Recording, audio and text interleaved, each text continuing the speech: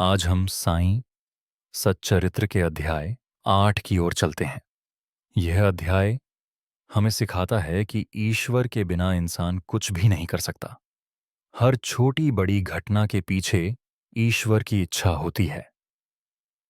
इस अध्याय में हेमाड पंत ने बाबा के उपदेशों और उनके भक्तों पर की गई कृपा का वर्णन किया है। एक दिन शिरडी में बैठे बैठे बाबा अपने भक्तों को समझा रहे थे।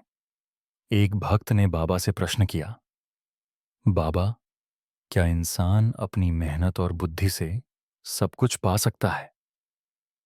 बाबा ने मुस्कुराकर कहा, नहीं बेटा, इंसान केवल कोशिश कर सकता है, लेकिन परिणाम हमेशा ईश्वर के हाथ में होता है। बिना परमेश्वर की इच्छा के एक पत्ता भी नहीं हिलता। बाबा ने उदाहरण देकर समझाया, मान लो किसी किसान ने अपने खेत में बीज बो दिए। वह पानी देता है, देखभाल करता है, लेकिन बारिश और फसल देने की शक्ति किसान के हाथ में नहीं, बल्कि ईश्वर के हाथ में है।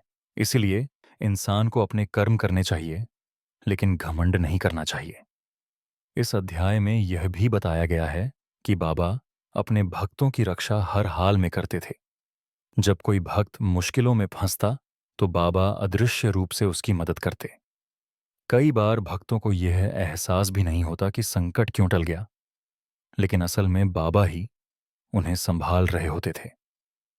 हेमाड पंत ने लिखा है कि बाबा हमेशा यही उपदेश देते थे, श्रद्धा और सबूरी रखो।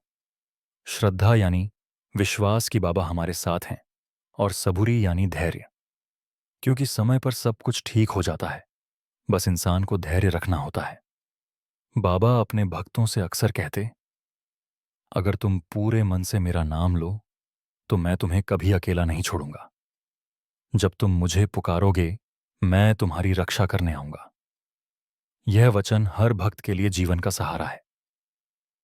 इस अध्याय से हमें यह शिक्षा मिलती है कि इंसान को कभी भी अपने सामर्थ्य पर अहंकार नहीं करना चाहिए। चाहे हम कितने भी बड़े बन जाएं, पर बिना ईश्वर की इच्छा के कुछ भी संभव नहीं।